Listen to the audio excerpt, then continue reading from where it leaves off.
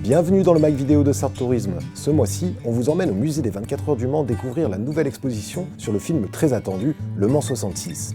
Puis, on vous embarque au château du Grand Lucé rencontrer le chef du nouveau restaurant de l'établissement de luxe. Et pour finir, on accompagne les membres du club des ambassadeurs de la Sarthe et leur visite du haras de la vallée des Haflinger, un haras spécialisé dans la production de lait de jument.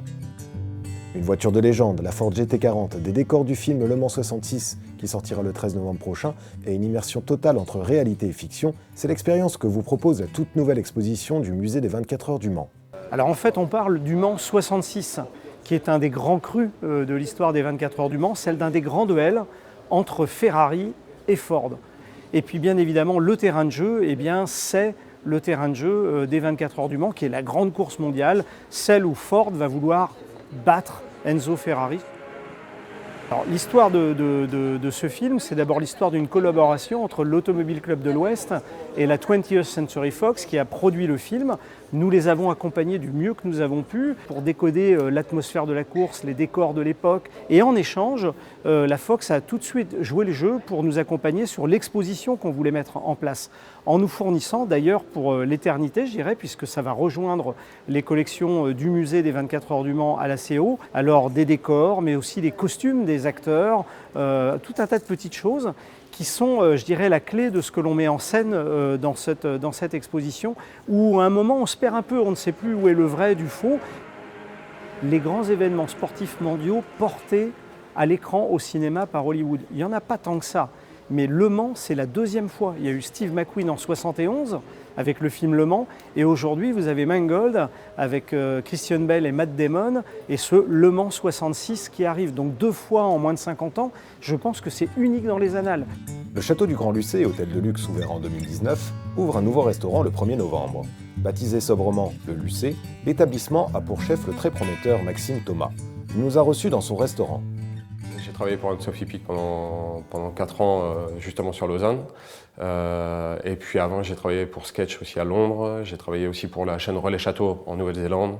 Au début, on a vraiment l'impression de rentrer dans Versailles. Voilà, le château est magnifique. Et puis, plus pour le côté cuisine, moi, le fait qu'il y ait le jardin et le potager qui soient en contrebas du jardin, forcément pour moi, c'était une des choses qui m'a fait tilt.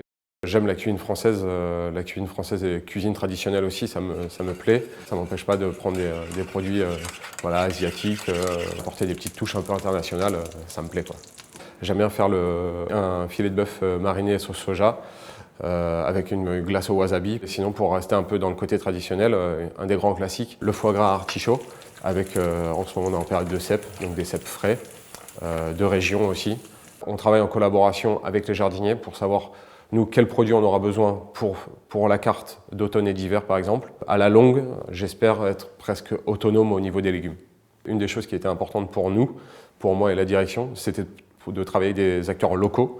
Donc voilà, on va travailler du pigeon, on va travailler du bœuf. Les produits fermiers viennent de la ferme des Grandes Morcines juste à côté. On travaille avec monsieur Arnaud Gauvin, le caviste à Parigny-l'Évêque. C'est grâce à lui qu'on a un peu découvert les vins de la vallée du Loir. Et au final, il y a des choses vraiment sympas et vraiment intéressantes. Pour le bar, pour chaque cocktail, on a un élément du jardin qui rentre dans la composition du cocktail. Ça peut aller de la verveine à la menthe ou même à la rhubarbe. On a des clients, quand ils viennent ici, ils veulent vivre l'expérience château, l'expérience campagne française. Et donc du coup, on organise même des visites de vignobles. Et c'est sûr que quand ils vont dans un vignoble ici, voilà, c'est le vigneron qui fait le vin, qui leur fait la visite, c'est ce qui leur fait plaisir. Les membres du club des ambassadeurs de la Sarthe ont pu visiter le haras de la vallée des Haflinger à Degré, haras spécialisé dans la production de lait de jument. Stéphanie Cosnet nous reçoit dans son exploitation. Le haras de la vallée des Haflinger a été créé en 2000. On est avant tout éleveur de poneys Haflinger et producteur de lait de jument bio.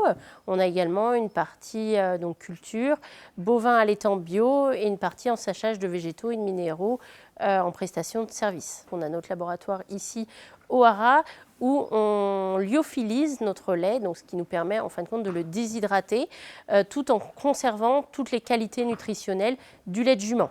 Le lait de jument, c'est le lait qui se rapproche le plus du lait maternel, puisque la jument, elle est comme nous, elle n'a qu'un seul estomac, contrairement à la vache qui rumine, qui est ce qu'on appelle polygastrique. Et du coup, le lait de jument est beaucoup plus digeste pour nous. Le lait de jument, c'est un lait qui a d'énormes vertus, qui est vraiment très intéressant pour la santé, pour tout ce qui va être au niveau de la digestion, tonus, vitalité, pour les problèmes de peau type eczéma, psoriasis, et également pour la beauté. C'est pour ça qu'en général, on retrouve une gamme de cosmétiques, puisque c'est un lait qui est très hydratant, régénérant, cellulaire.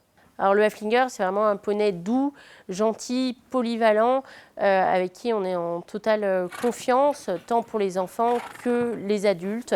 Voilà, c'est vraiment un super poney qui en plus est joli.